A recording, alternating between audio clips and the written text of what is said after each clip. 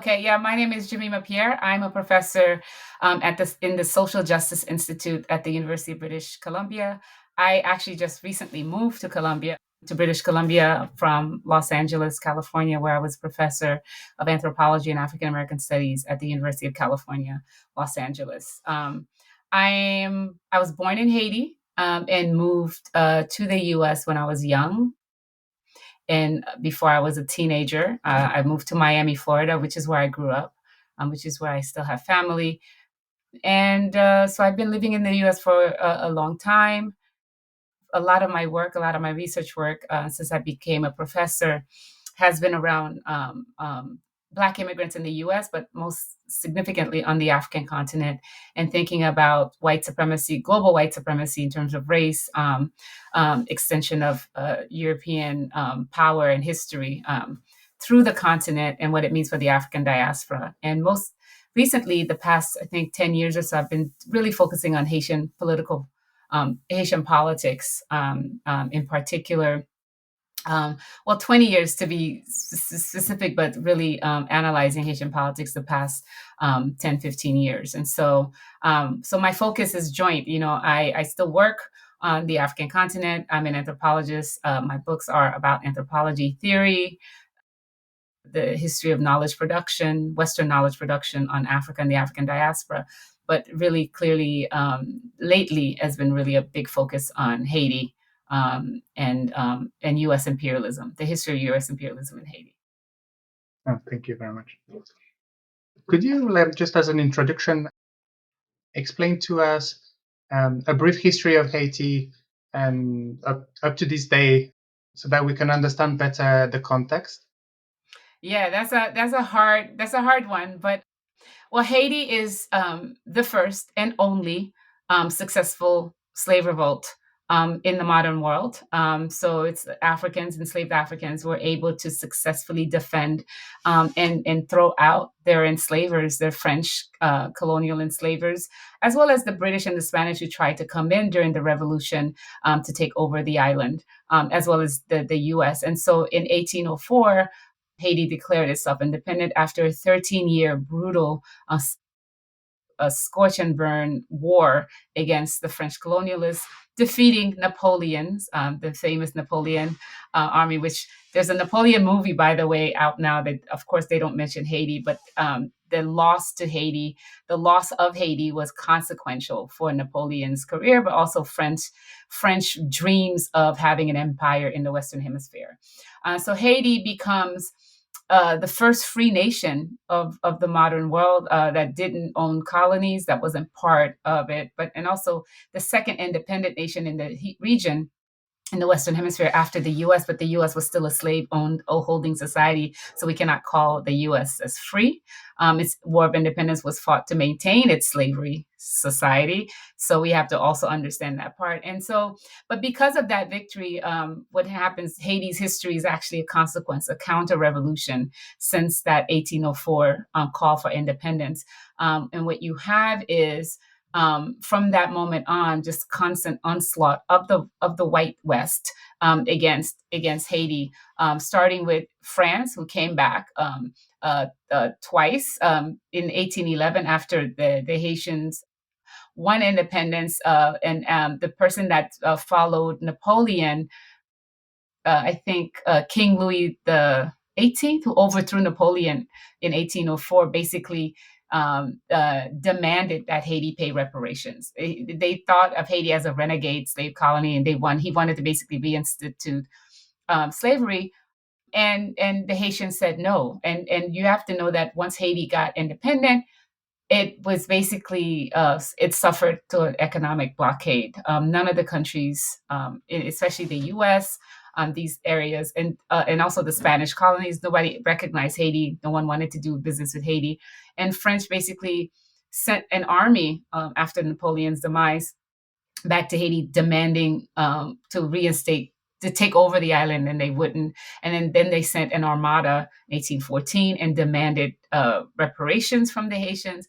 And finally, Haiti was in a civil war, and the southern part, who won the civil war, decided to basically negotiate with France. And in negotiating with France, Haiti was forced to pay an indemnity, which was 10 times more than what France charged the U.S. when it sold the Louisiana Territory. Napoleon sold the Louisiana Territory when it lost Haiti, which doubled the size of the U.S. So people should know this.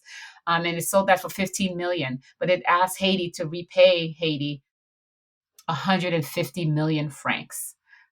And mind you, this was a double or triple France's budget, right? But it asked Haiti to pay that, and it did ask Haiti. It forced Haiti to pay that because it showed up with guns, and boats, and armada and basically threatened to basically restart a war. And remind you that this was a war. The War of Independence was fought where everything was burned down. The enslaved Africans a lot of them were slaughtered, and so people did not want another war, so they were forced to pay that.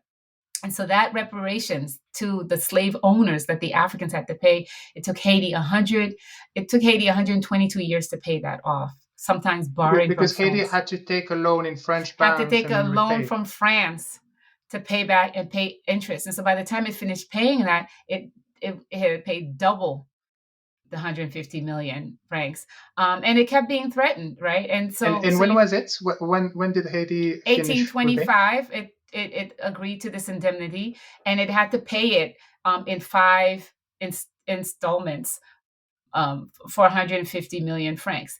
Of course, this took up more than 80% of Haiti's revenues, right? And they defaulted. And when they defaulted, in 1838, the French king, a new French king, sent another expedition with 12 warships in 1838 to force the continued payment, which is when Haiti had to actually take a loan from French bankers to pay France this blood money, right? Um, so so Haiti basically compensated these white French, former the white French owners with, for their loss of the Africans. And this went on until the 1900s, no? If I'm not mistaken. Haiti finished paying this loan in 1947. Yeah. 122 years later. And so you can imagine it. This was like 80 something percent of their budget, what that meant in terms of the lack of development, right? So the money was going to France, similar to the fact that, the Africans have been subsidizing France for, forever. And so Haiti was basically subsidizing the French economy for 122 years, while itself was being underdeveloped, right? And couldn't have this national education project that Henri Christophe, the first king of Haiti, wanted. They had to, so they couldn't grow. They couldn't develop as a nation because of that. And then you have the U.S. come in with the help of Citibank, taking, millions of dollars, $500 million worth of gold, taking Haiti's gold and taking it to Wall Street.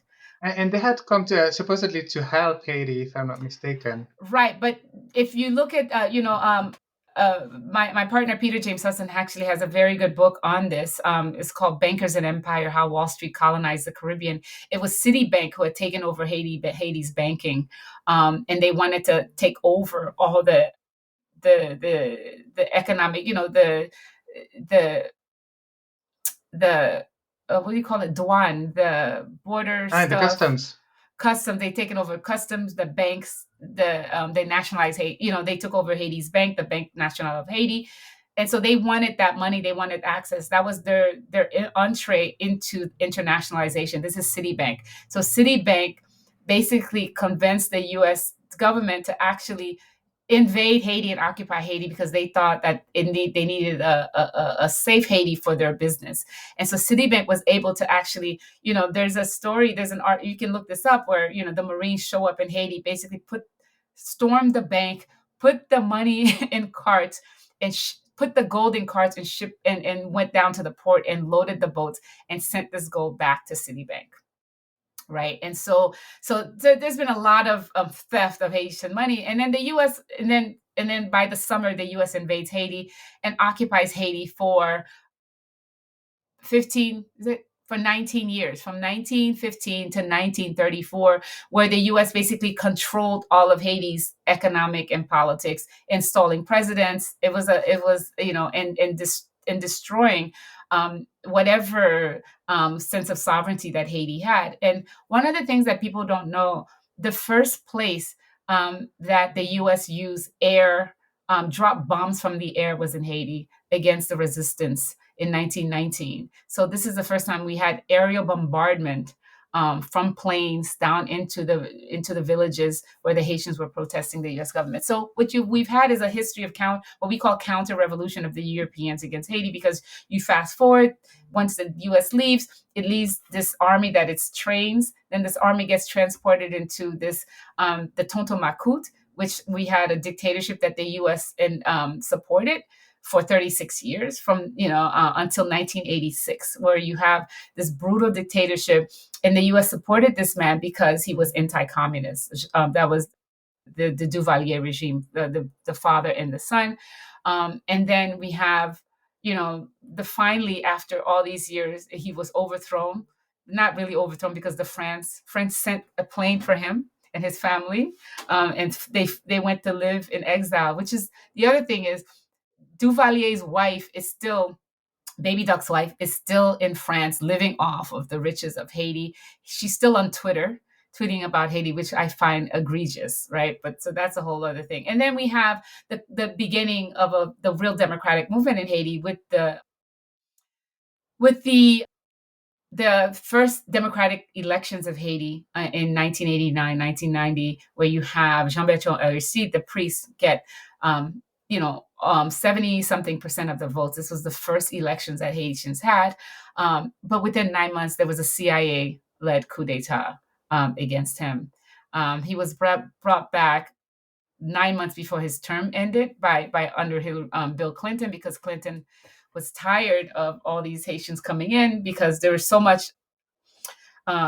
They went after his political party once in the first coup d'état. So they killed, and they really basically destroyed the Lavalas movement from 1991. So he comes back, and then he gets elected again in 2000, and that's when the U.S., France, and Canada hatched a plan and removed him from office.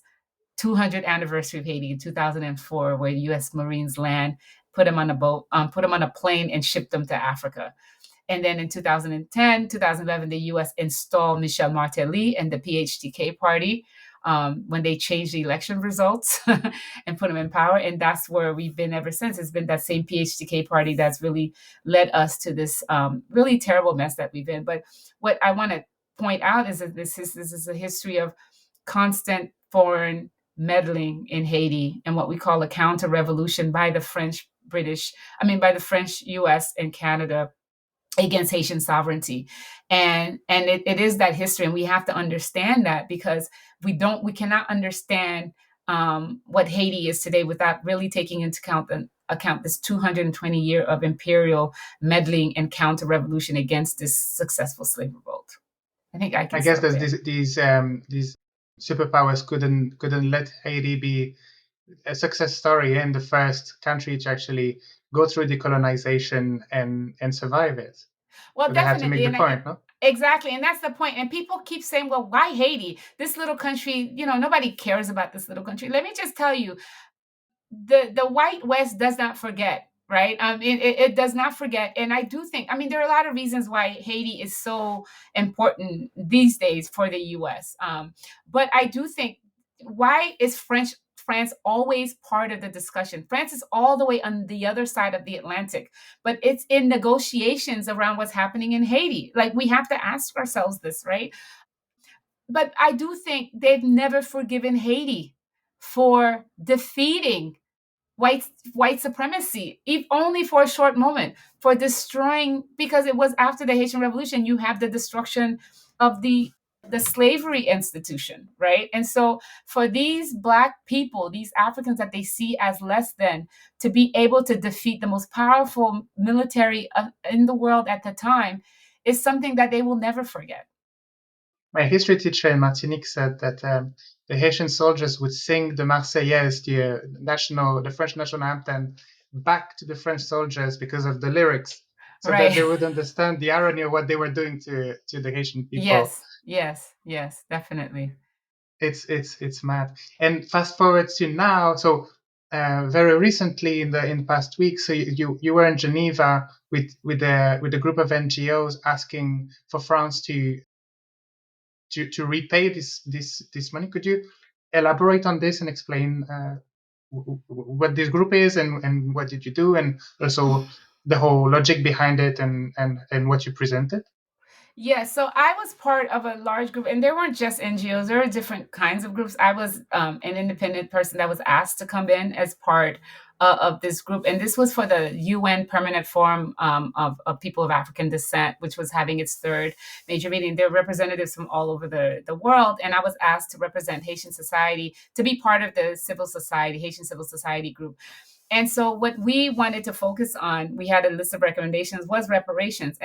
And so one of the things I want to be clear is that actually this is not the first time Haiti has asked for reparations. And so one of the key moments came in 2002, and people think that that's the reason why the French, U.S., and Canada really went after Jean-Bertrand Aristide, was because he in 2002 demanded reparations from France, and he had put together a conference.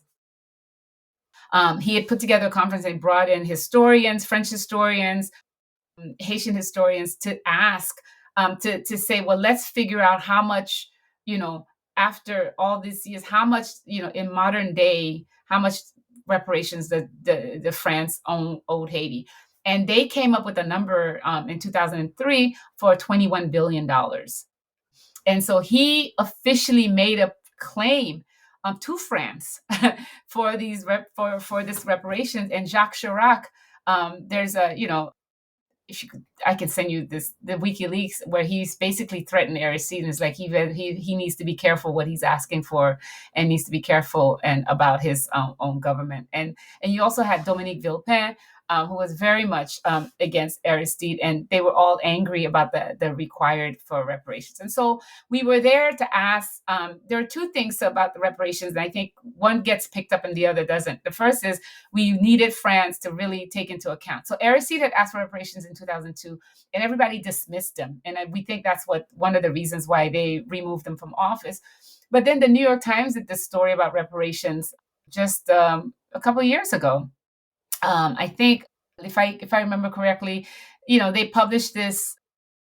I don't remember the date, but it was a couple of years ago, where they asked, where they did the whole thing about the debt that France owed to Haiti. And then you have Thomas Piketty, which everybody thinks is like, even though what he's saying is what people have been saying for years, right? And so he's saying that, Haiti needs at least $28 billion. I think it's a lot more if we're thinking about the way that compound interest works, and that money could have done for, in terms of Haitian development and so on and so forth. It's probably much more than that, right?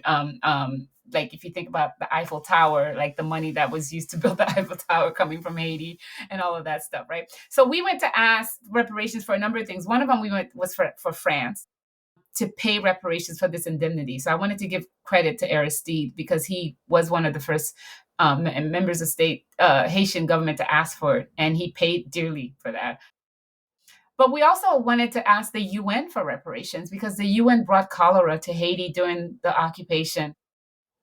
Before, from 2004 to 2017. And that's the other thing I wanted to say. What Haiti is right now, Haiti is under occupation, because after the coup d'etat in 2004, the two members of the UN Security Council who were behind the coup d'etat, which was the US and France, immediately went to the UN Security Council. In fact, Dominique Villepin had already written a memo to the UN Security Council saying how they're going to do regime change in Haiti, which I can send to you. We found these in the UN, because people keep records, right? It's crazy to me. So he had written a memo of what Haiti would look like under UN occupation, 4 days before the coup d'etat. So immediately as the coup d'etat is happening, you have French and Haitian soldiers there, and in Haiti, and then they're able to run through the UN Security Council, because they can, a mission, which was a permanent, Minister, huh? the minister. Minister, right? A so-called peacekeeping mission, which gave them Chapter 7, which meant that they can use Yeah, well, it force, was which manned by French soldiers. I remember the stories. Yeah. yes, and it was led by Brazil, which under Lula, which we could talk about as well. But it had all kinds of soldiers, right? But the soldiers were already there, and then they were able to get the UN Security Council to basically consolidate this coup d'état that they ran, which is why I'm so angry at the UN, and the UN structure actually needs to be dismantled, as far as I'm concerned. But so, and then they set up the core group. That's when they set up the core group of the European Union, France, Canada, US, as this group that basically directed the Minister project. The core group still runs Haiti. The core group still makes a decision. There's a UN office in Haiti. Whenever there's a meeting in Haiti, the head of it now is from Ecuador. So whoever's pushing for intervention, it's that UN office. And so under this occupation, you have this UN forces, which was very brutal, in terms of its rapes of, they left behind a lot of children. They raped a lot of women and boys, little girls, but they brought cholera into Haiti because they were dumping feces in the main water source in the central part of the country. And they refused to take responsibility for cholera. They did not acknowledge cholera until 6 years later, and they still have not paid reparations. And cholera killed thousands of people and sickened a million. And the infrastructure that allowed their feces to get into the water was never fixed. And so that was the other key part of the reparations call. So not only the French debt, but the reparations debt from the UN, the reparations debt from the US for occupying Haiti in 1915, but also continuing its legacy of coups d'etats and regime changes. So that's what we were there calling for. And what do you think the outcome of this will be? Is there any hope that there will be any action taken? I don't know. Well, part of it is like, you go to the UN and you see how the UN works, right? Unless something goes up to the UN Security Council, nothing gets done. So you can have, for example, all the 192 countries except for one vote for a ceasefire in Gaza. What happens? Nothing, right? And so what we realize, the UN is an ineffective institution as it is structured, because it was structured by post World War II European lead, right? And so I do think so. I for me, I'm more cynical about it, in the sense that I don't think the UN has the mechanism to actually force reparations.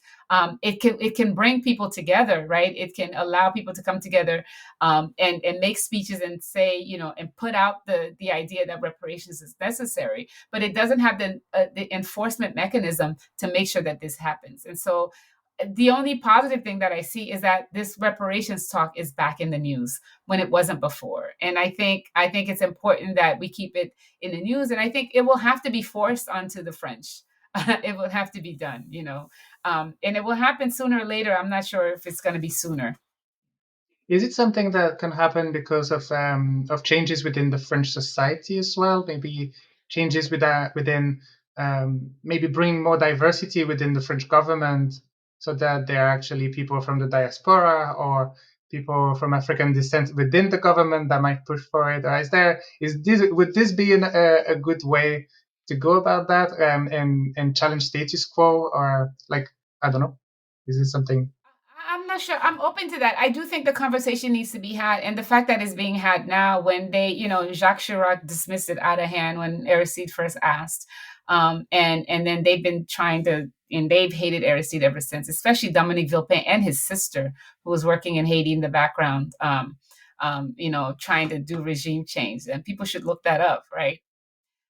So who knows what will happen? Who knows if the change in government might do that? But I think it might also depend on the global calls for reparations, because what's happening now, you have reparations movement in the U.S. You have African Americans asking for reparations. You also have Africans, especially the Africans from the 14 countries that use the CFA, that currency. So you have this move from the West Africans, ask the West and Central Africans, demanding that the French, that they get rid of this French currency, that, asking why it is that all their money is going to France, and then France gets to use it for its own like investments and so on and so forth. So I think as the global movement for reparation goes, I think the one for Haiti will also move along with it. Yeah, also in in West Africa, you have several countries left the CDAO, the Organization of Western States. Yes. So is this would be a first step, I guess. Well, they are being vilified as well. These Of because they course they're are. being vilified because you seeing the waning power of the West and U.S. empire, and then Europe was flying on the coattail of U.S. empire. So as de-dollarization happens, as people leave these institutions, as people want to nationalize their own resources instead of having it stolen, like the uranium that was being taken out of Niger by France for pennies, right?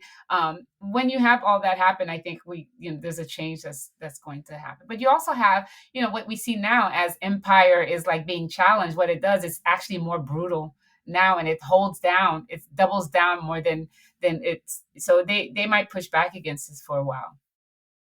And because, right, so in France, what we see now is that the government is even turning against the own citizens of France, like trying to silence the citizens because Macron and his government see that they are fragile at the moment. They are not really sitting. They have to pass laws without but while trying to avoid any debate Oh in the yeah. French National Assembly, really repressing demonstrations, now suing anyone that will be trying to defend the people of Gaza.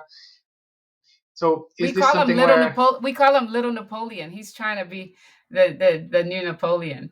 and every time he speaks about anything outside of France, he seems to be wrong. He notoriously said that French Guiana was an island and a lot of things like that. But so can we draw parallels then between what happened and is still happening to Haiti and what happens to other former colonies? And could you develop a bit this? And then, so there's another element, is that in Haiti there is in the ground, there's petrol, there are like there's potential for mining, and there's lots of resources. And this is also the case in Africa, and that's why the French superpowers are like the European and the Western superpowers are in Africa. So could you explain a bit more these parallels and explain a bit how this is done and how it works?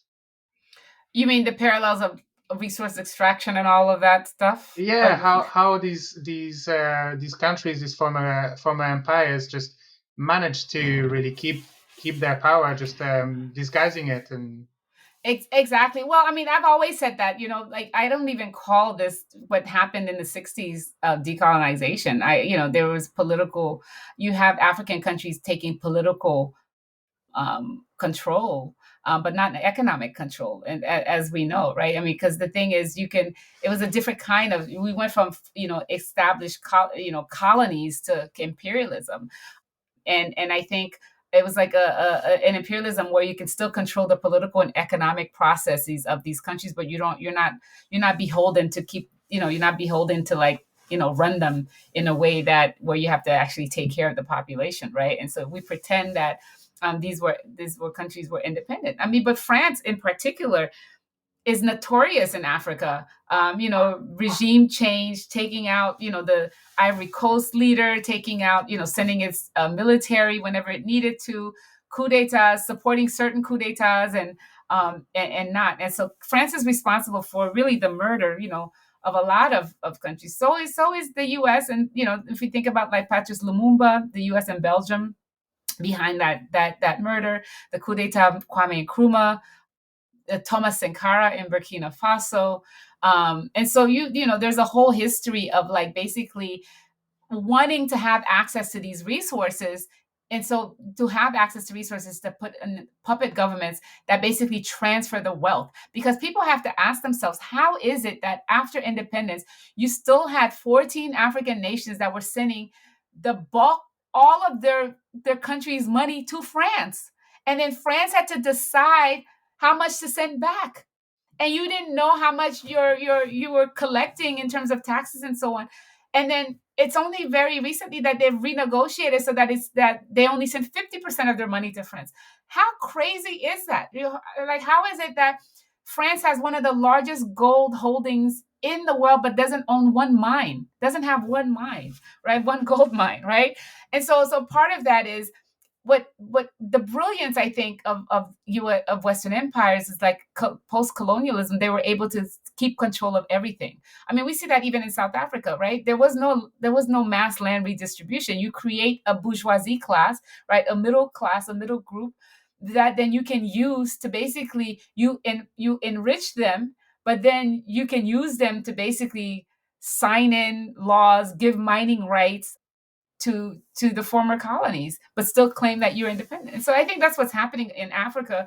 I mean, that's what I think is at Burkina Faso, where the uranium, France was buying it for pennies per gram, but then turning around and selling that same gram for 200 francs per gram, right? So it was just these kinds of things. And I think in Haiti, that's what you have. But what the US, I think, has decided that after 2010, it realized that after the election of 2000, when Aristide won again, it realized that it never wants it never wants to let anyone it doesn't choose to be elected, and so it will control the election Yeah, meters. And even now, with what's happening with the so-called presidential council, the U.S. controls every single aspect of that, because what it does is, after Michel Martelly that was installed by Hillary Clinton, was Hillary Clinton's best buddy. Like, if you look in the pictures, you put Clinton, Martelly, they're all in Google Images. They're the best of friends, because one of the first things that the PHTK government did when realized there was gold in Haiti was give a mining contract to Hillary Clinton's brother, who was not even like a mining, a specialist, right? And so part of that is, and then Michel Martelly kept saying Haiti's open for business, right? So they want Haiti, yeah. and so basically they want to be able to, to sell off the land. Haiti's one of the few places where people actually still own their land. A lot of peasants still own their land, so they want to remove the peasants from the land. Jovenel Moïse, which was Michel Martelly's protégé, gave like 30 something thousand acres of land for Coca-Cola to grow stevia, right? Like these kinds of, things that don't help people. These agricultural products that are not for self-sufficiency. And so you have that. Haiti is very important, in addition to the fact that there's a hatred of Haiti because it won its revolution. They need Haiti for the cheap resources, for the cobalt, for the uranium, for the gold, for the oil that it has. But also the U.S. needs Haiti because they need the cheap labor. Haiti is one of the biggest, one of the most populous countries in the region, in the Caribbean region, with 12 million people, unlike the rest of the CARICOM countries, which have like, 300,000, 200,000. But Haiti has all these people, and what they want, people don't realize that there used to be, Gildan t-shirts from Canadian companies. US baseball used to be made in Haiti. All these corporations, what they want is cheap labor, which is what they fought so hard to, for example, to keep minimum wage low, right? They fought Aristide to keep minimum wage to under $2 a day, right? And so you find that in the WikiLeaks papers, the US trying to keep Haitian wages low, because what they want to do is strip people from their land, create this cheap labor force, especially as they prepare to go to war with China. They also want to put a military base in Haiti. They've been wanting a military base in the northern part of Haiti, this area called Mont Saint Nicolas, which is very near Guantanamo. They've been wanting that because Haiti's in the windward passage. So it's easy for U.S. boats to get there, to get to the Panama Canal, to get to Asia when they go to war. But they also want a military force there to go against Venezuela, Cuba, and Nicaragua, right? So there's that. But they also want, when they go to war with China, when they're going to lose access to cheap labor, when they lose access in Asia, they need Haiti there for the cheap labor. You give me a very good segue into my next question, which is who are the allies of Haiti? And you spoke about Venezuela. So when Hugo Chavez was still alive, and he had Petrocarib, where he was trying to influence the region. He did support Haiti. I think it was still during Martelly's presidency, and if I'm not mistaken, the international airport of Haiti is still called Hugo Chavez. No, it's still called Toussaint Louverture. But there was one Hugo Chavez airport. I think there's one. I think in the north, if I remember in the correctly. North, yeah. So what was this? And like, is there anything to say about this?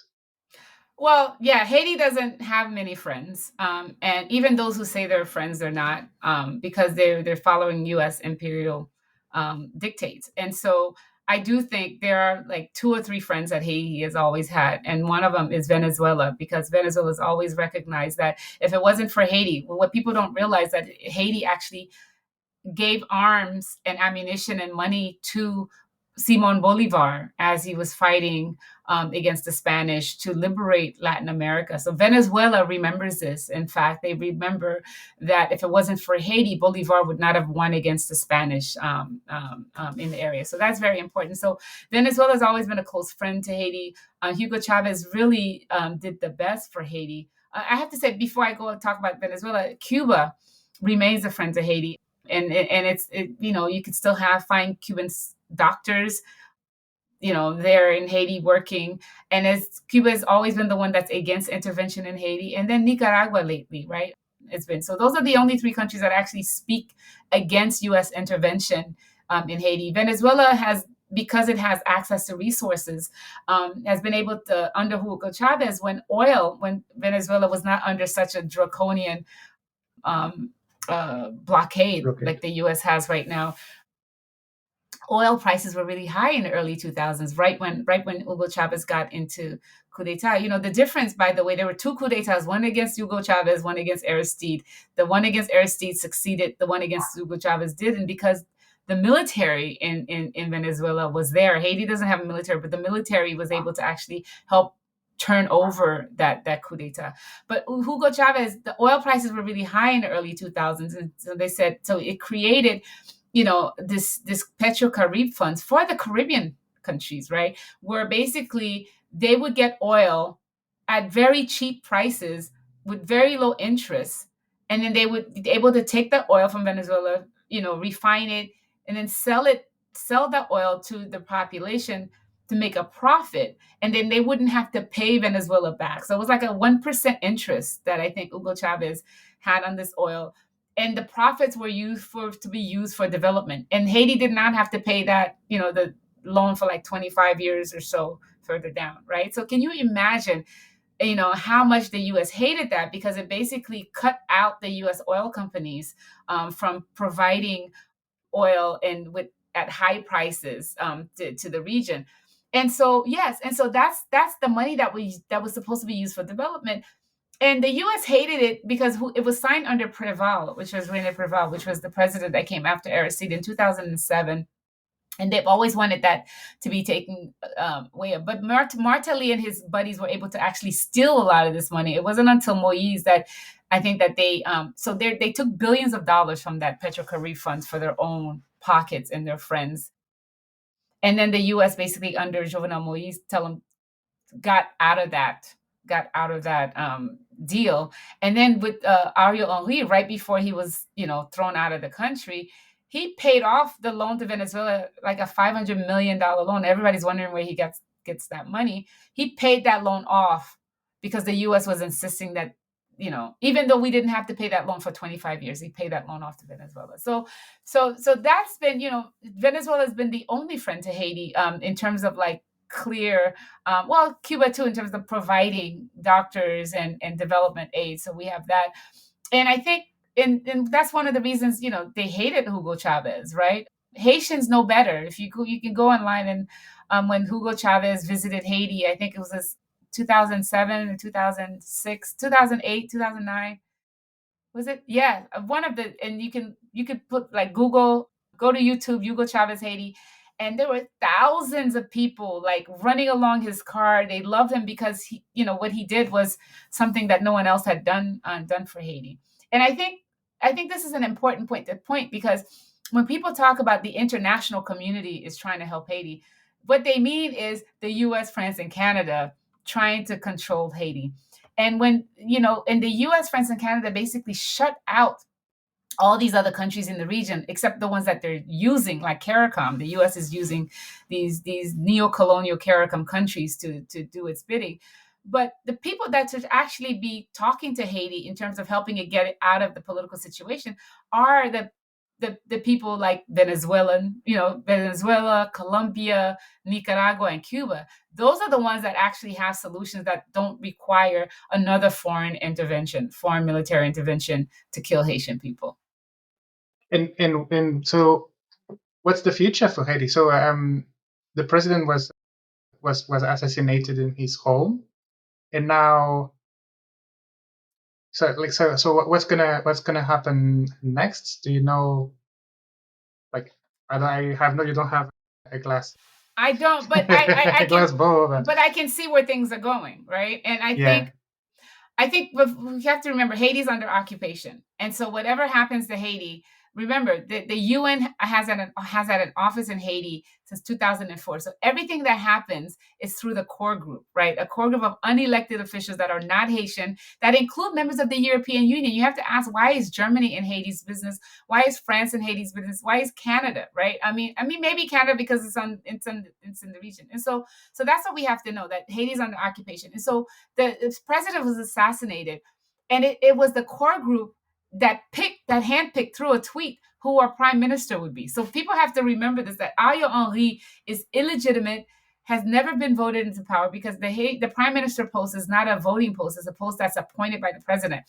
And when Moise died, he had said he was going to appoint Henri, but he didn't have a chance because it did not go through parliament, right? So then there were two potential prime ministers, and the US government and the core group decided that Henri, who was his puppet, who was the US puppet in 2004, after they got rid of Aristide, by the way, they brought in Henri, who was part of the so-called Haitian Council of Sages. And so the US can run these things. And so when they realize, and I have to talk about this, the armed groups that people are calling, Haiti's beset by gang violence, right? Because part of the thing is, I think it's important for us to change the narrative around this, because, first of all, I don't use the word gang. I think they're paramilitary groups that have been armed. They're former military, former soldiers.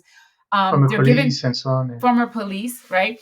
And so they get their guns from the oligarchy, right? And that's the But other it's group as you said, no, like France has a lot of gold, but no gold mine, and Haiti has a lot of guns, but no gun no factory. gun So manufacturer. We don't make guns. We don't make ammunition, right? And so the guns mostly come from the U.S.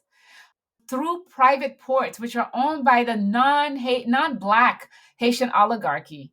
The richest person in Haiti is Gilbert Bijot, who's also the Israeli consulate in Haiti. Let me just say that, right? And so these are the people who were sanctioned back in 1991 for providing arms to young people. So they've always had young people who are impoverished, right? And so they'll give them money and gangs to go after each other, go after their business, the people that they don't want in business.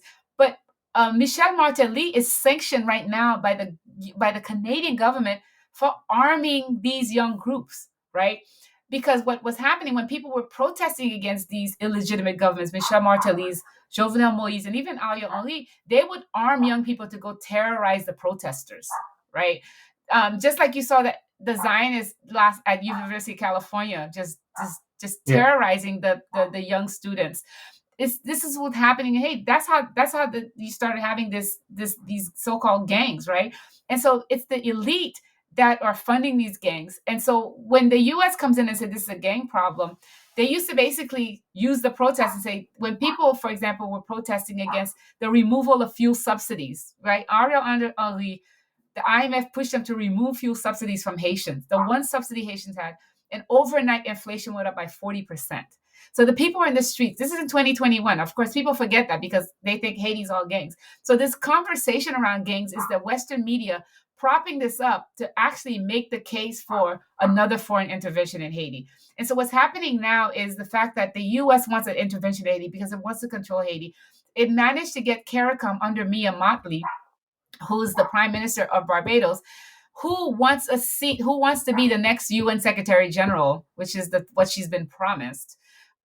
They want her, so she's been the one pushing for this. So the US was not able. The US first tried to get Canada to run a military mission to Haiti back in 2022 to uphold this illegitimate government. Canada said no, because they didn't have the resources, or they didn't want the optics of white soldiers killing Haitians. They tried to get Brazil to come back. Brazil said no because its earlier mission was terrible. Mexico said no.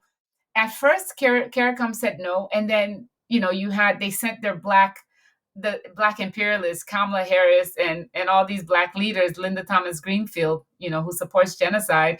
They sent them to talk to CARICOM, the Caribbean community. And so now the US is hiding behind CARICOM as if they have a solution. But I want to say there's a presidential council that was put together.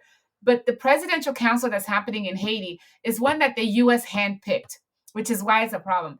And after Ayo Onwi was left out of the country because, these armed gangs, armed groups that are, operating right outside of the US Embassy, by the way. So, so I'm just like, that tells you everything. CNN just did an interview with one of these armed guys whose house is right near the US Embassy, but he's on the FBI most wanted list. So so you have to wonder who's funding these people, right?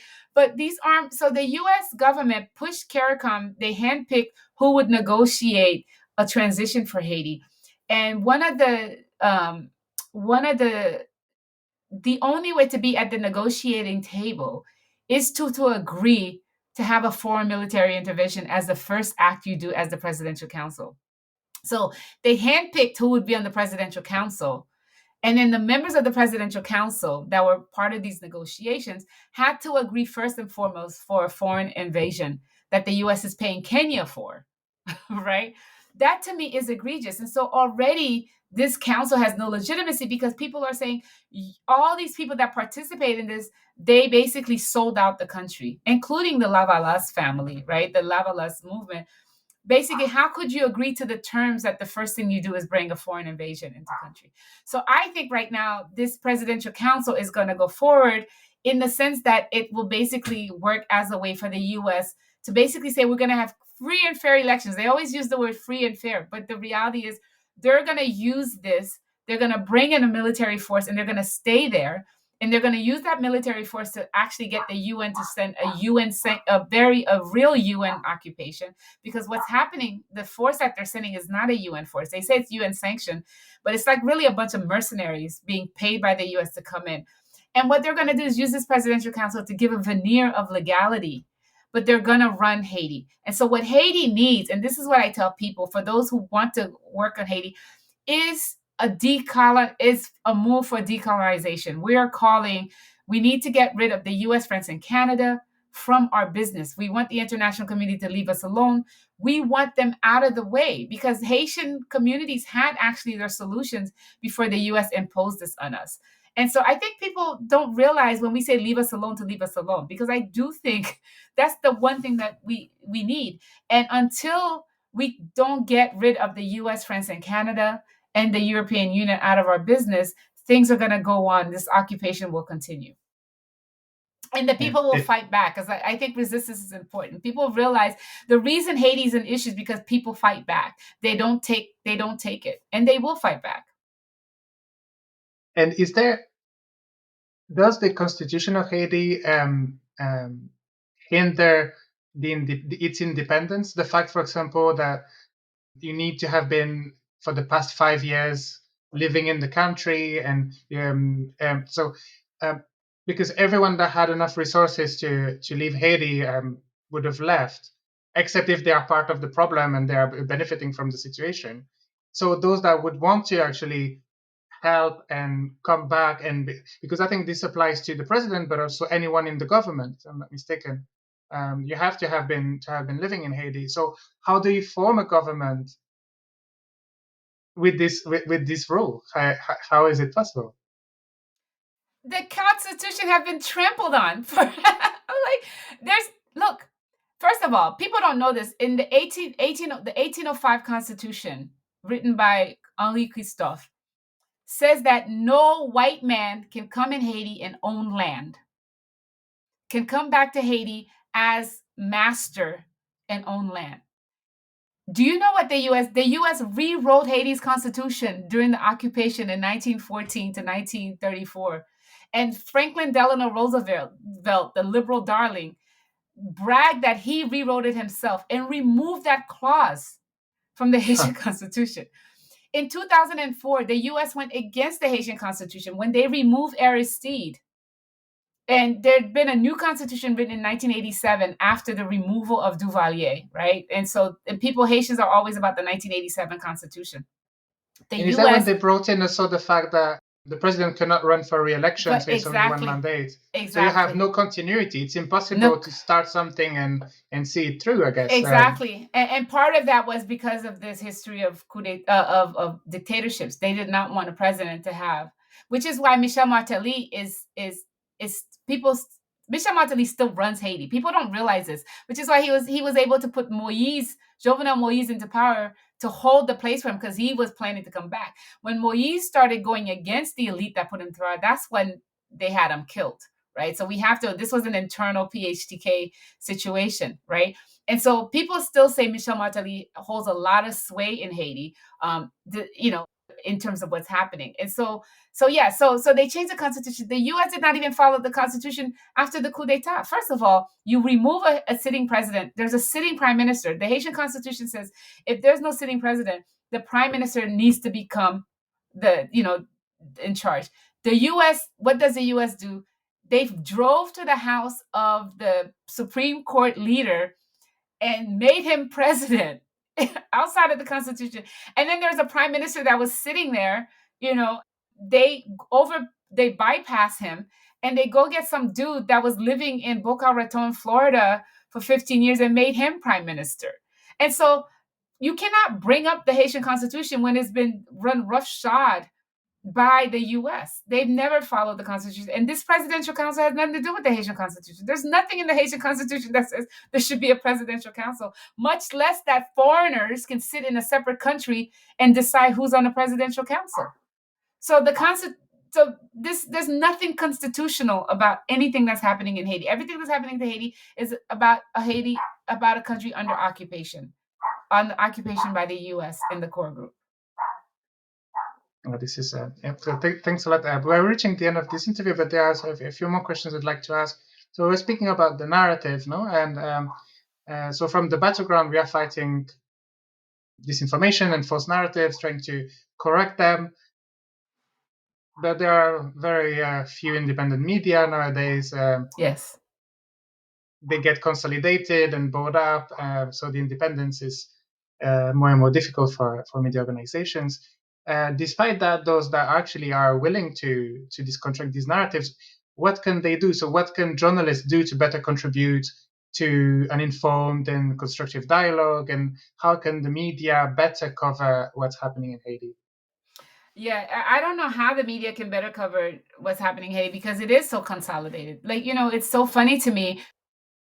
I do a lot of work in Africa.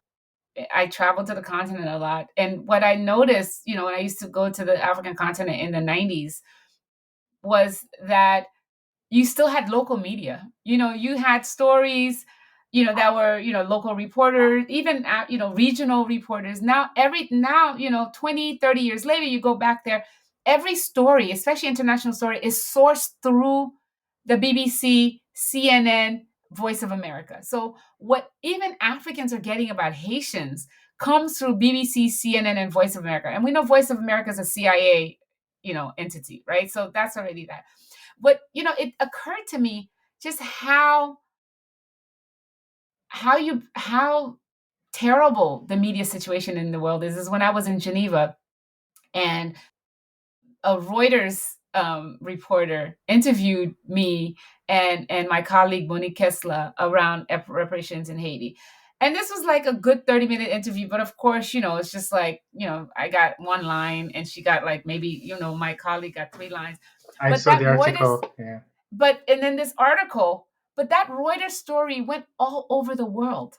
This one little Reuters article with no context, right? And so it's an uphill battle. And I appreciate the fact that, we've noticed since Iraq, right? Since the Iraq war and then with Ukraine and all of that stuff, we've noticed that, people are not going to mainstream media anymore. And I think it's the alternative media that you find on YouTube and these other platforms that are really making things. So the first thing we need to understand is that the media, the Western media, is very much controlled by a small cabal of people, and governments can dictate what the media write. And I was listening to this former CIA agent. It was like, yeah, we used to push stories, bad stories in the media about Castro, about the Cuban doctors, in southern Africa to make the local population turn against them. And so they're still doing that. There's one specific reporter about Haiti I know, because she was in the WikiLeaks papers feeding information to Hillary Clinton's team, right? But she's the one that writes everything about Haiti. So there's a way that they can control the media. So the first thing we have to recognize is that the media that we have so now is so compromised. It's part of the military, industrial, imperial complex. And so we have to actually realize that we have to do something outside of that. And those that are outside of that, our job is to basically provide context. I think what happens to Haiti, you're just like, all of a sudden gangs show up, these Black people are just going around killing each other, as if there's nothing else that happened in Haiti, as if that there's not a UN office that's been occupying Haiti for 20 years, as if there hasn't been nonstop meddling for 200 years in the country. But all we get is, because the stories about Haiti are so, they go back hundreds of years, right? In the sense that when the revolution was happening, if you read the European media, it was like the most horrible stuff. It was like Haitians are like eating people, raping the French women, and so on. You have that in 1821, the New York Times, 1921, a New York Times article headline says Haitians eat a U.S. Marine. And then right recently, you have like these things about Haitians being cannibals, right? And so it's easy Yeah, for the whole people. voodoo thing as well. And Voodoo. I mean, even in the WikiLeaks, you have the Vatican say we don't want to have anything to do with heresy because these people are voodoo practitioners, right? And so yeah, they call them the voodoo priests, right? And so part of it for Haiti, and this is where racism comes into play. And I do think it matters, like how Black countries are seen.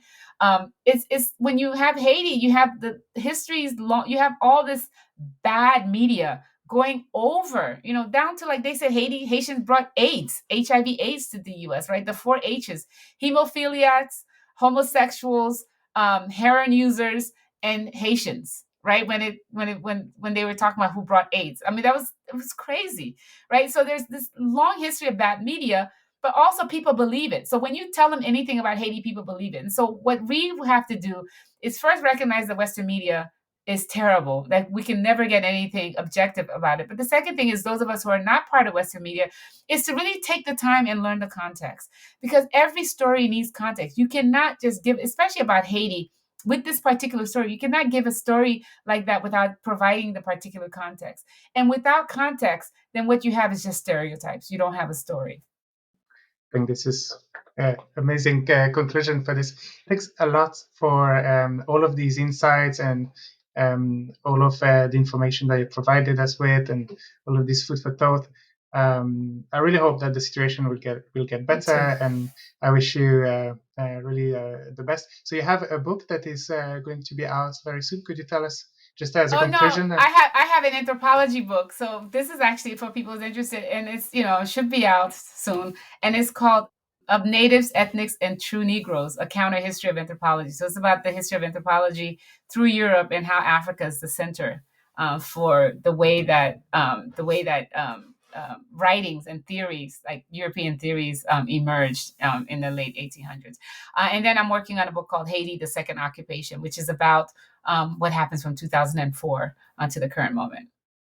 Oh, thank you very much. Well, there will be a good occasion for another interview then. Yes, definitely.